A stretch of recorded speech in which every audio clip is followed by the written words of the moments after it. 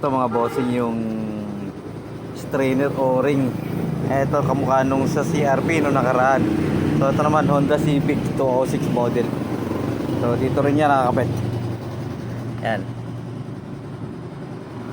Nalinis na lang to. Kanina grabe ang tagas ng langis dito. So yan, nakakita nyo matinanggal dyan. Engine support, tensioner, so tsaka yung belt. Ito mga kinalas. Yan, kalas lahat yan. Ito tensioner. So ito nadamay itong support na to, papalitan na rin natin. Ito, yan. Bitaw na siya. So nag-order na tayo ng pyesa nito. So ito naman ang salarin. Masyado ng lubog na dito. Lubog na dito sa pinaka housing niya. Hindi na siya naiipit. Kaya ganun kalakas ang tagas. So ito galing to sa bomba ng langis kaya ganun kalakas. Ito. Iwanan ko muna to. Ako magsi-service muna. So bahala na yung gumagawa dito muna. Ito. Ito na mga bossing yung pag pinagpalitan. Ito.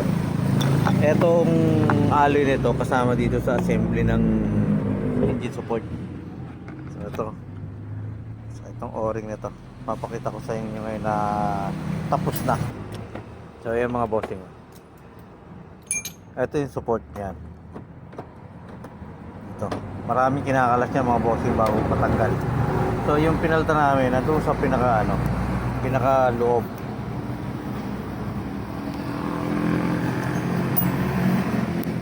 Yung pinalta namin ayun sa lugar na yun. Yun, nakaipit siya dito sa likod nitong tensioner. Yan.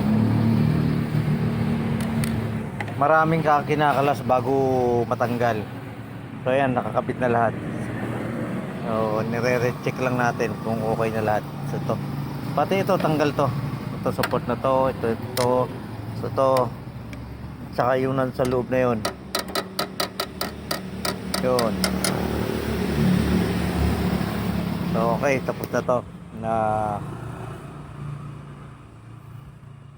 kukunin na to ng mayari mamaya-maya. So, ito. Okay na.